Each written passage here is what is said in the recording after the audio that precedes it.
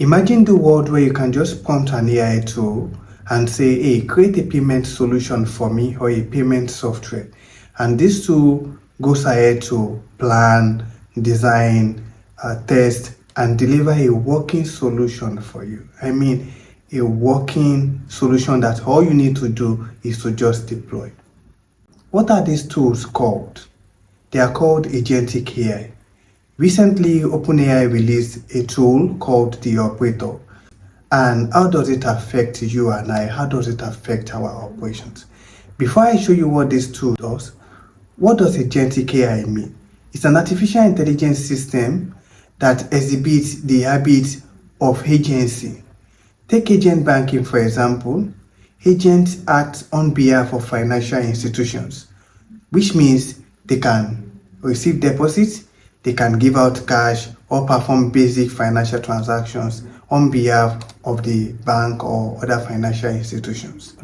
Now, coming to Agentic AI, it means they can operate autonomously to achieve specific goals, they can make decisions and adapt their actions based on changing circumstances or changing environments. They have several abilities, but I am going to mention 4. The first is they can perceive their environment, which means they can gather information through sensors, data input, or pre-existing knowledge and interpret this. Which takes me to the second one. They can reason and plan, which means they can analyze data, predict outcomes, formulate strategies or actions to achieve pre-designed or predefined outcomes. Number 3, they can act, which means they can execute tasks or take action just like in the real world or within a digital system to achieve specific goals. And lastly, they can learn and adapt, which means they can improve their performance through feedback, experience, or updated data. Now, let me show you what OpenAI has done. But let's show you what Operator can do. Okay, so this is the Operator homepage. It lives at operator.chatgpt.com. It'll be accessible as soon as the live stream is over. And as you can see, the interface is very similar to ChatGPT. You can type in a prompt, and an Operator will try to execute the task to the best of its capability. You'll also see we have a list of pre-filled prompts here. These are not really meant to be recommendations. These are meant to be things that, to give you an idea of what Operator can do. We have also collaborated with various brands like OpenTable, AllRecipes, StubHub, Uber, Thumbtack, DoorDash, eBay, Target, to make sure Operator really works well on these websites, but also we think users will find Operator very valuable in interacting with these platforms. So with that, let's jump in with a demo.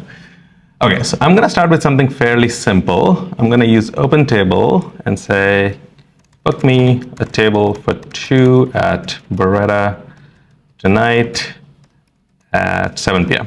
Okay. And so you specifically chose OpenTable. Yeah, in this case, I'm asking Operator to use OpenTable to book a table for 2 at Beretta. Beretta is a restaurant in San Francisco. It's great. You should try it out. And at 7 p.m. And I'm using OpenTable in this case, but I could have easily said, just do Beretta, and it would have probably gone to search engine, figured out how to make a reservation as well, but let's see what it does. So can you explain what's happening in this? Right. So I'm going to expand this a little bit. So as soon as I typed in the query, Operator instantiated a completely remote browser. This browser is running in the cloud somewhere, and as you can see, it's already up and running. And my hands are off the keyboard. I'm not typing these things. So this is just the AI's clicking around. AI is just clicking around.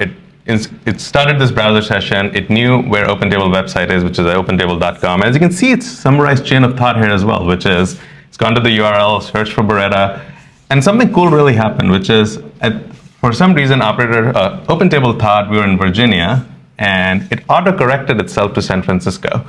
This is so like ChatGPT, in Operator, you can also give custom instructions. So I'm going to show this really quickly here. Okay. So I've given a custom instruction that for queries that need it, I live in San Francisco. So Operator recognized that and then auto-corrected itself to go to Beretta. Okay, looks like 7 p.m. isn't available, but you know what? 7:45 is just fine. So we're going to go do that. So in this case, operator came back, and this is a really good example of task delegation where operator needs help or needs assistance or just wants to ask you something. It'll just come back and you answer that So query. in practice, you wouldn't have had to watch this. You could have just let it go off while you're doing other things. Then it would come back and say, hey, I can't do 7:45. Yeah. And we're starting with a web app. You'll get notifications, etc. When operator moves into mobile, you'll get mobile notifications, much like interactions we do with general apps. Okay, yes, that's great. Let's do it. Okay, so again, very simple interaction as you would have with an assistant, which is, hey, I found a reservation, 7 p.m. wasn't available, let's do 7:45. And again, you can see operator at this point has said, okay, should I? Again, this is a really good example of the confirmations work we're going to talk about a little bit later, but before doing an action, which is sort of irreversible in this case, you can cancel the reservation, obviously, but again, taking a critical action, operator is asking us before actually doing it. And in this case, I'm going to say, let's do it. Okay, it was pretty quick. I would say 50 seconds. And again, we were watching in this case, etc. But as Sam said, you could kick off 10 kick of it off these, and go on. Okay, so let's try something. Oh, unfortunately, that table is no longer available. So it's going to probably go and find alternative time slots. Oh, that's kind of cool, actually. That's never happened before. Live demos, man. Yeah, that's great. Let's do it 15. Okay, while it's doing that, how about we try something a little bit more complicated? Oh, groceries. Yeah, I love groceries. So I've been using Operator to shop all my groceries. I love to cook quite a bit, and I have been using Operator exclusively for groceries. So I have a shopping list here, which is this one. Let's see what it is. Eggs, spinach, mushrooms, chicken thighs, chili crunch. And so this is a picture that you're uploading. That's exactly right.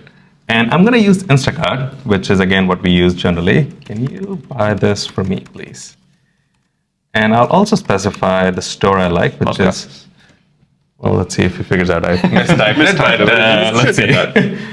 Okay, so in this case, again, operator quickly actually recognized using GPT-4o's vision capabilities to understand that the image said egg, spinach, mushroom, chicken thighs, and it actually knew Gus's Market. And I'm like, yes, that sounds great.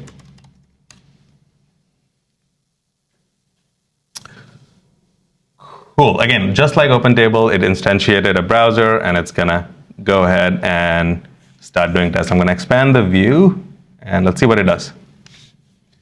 So in both of these cases, you've said what you want it to use. If you just say, buy me these groceries and don't specify Instacart, what happens? It will do a search, use a search engine, much like we do, and it'll find, Instacart or Gus's Directly website or whatever else is on the search engine, go through that, ask you questions if it needs clarifications, and go from there. According to this article by Corey, there are other use cases of the super agents. I'm just going to mention one. I'll point your attention to the healthcare part, that this AI agent enhances healthcare by diagnosing diseases, personalizing treatment, analyzing medical literature, and improving patient outcomes. This is actually exciting, even though there are ethical considerations, which I'm just going to show you right here. And the first concern is talking about job displacement, that the AI agent perform tasks traditionally done by human experts, and that could lead to job losses. Also, there can be biases. We need to ensure that this AI agent operates without bias. And there are also thoughts around how accountable this AI agent would be. Just imagine the AI agent making financial decisions for you, or maybe ordering for goods on your behalf and all that. Then the intellectual property, you can go through the article by Corey. Let me know your thoughts. I'm also going to leave you with a final thought in this article, that the PhD level super agent represent a groundbreaking advancement in artificial intelligence, and they have potential to revolutionize research, innovation, and industries. While their capabilities offer exciting opportunities, addressing the ethical implications and challenges around integration is really important. And by adopting a balanced approach that harnesses their benefits while safeguarding ethical standards, we can ensure the successful and responsible implementation. What are your thoughts around this groundbreaking innovation? The opportunities it provides, the ethical considerations, and also job security. Do you think it has come to provide opportunity, more opportunities, or it has come to take away jobs? Let me hear your thoughts.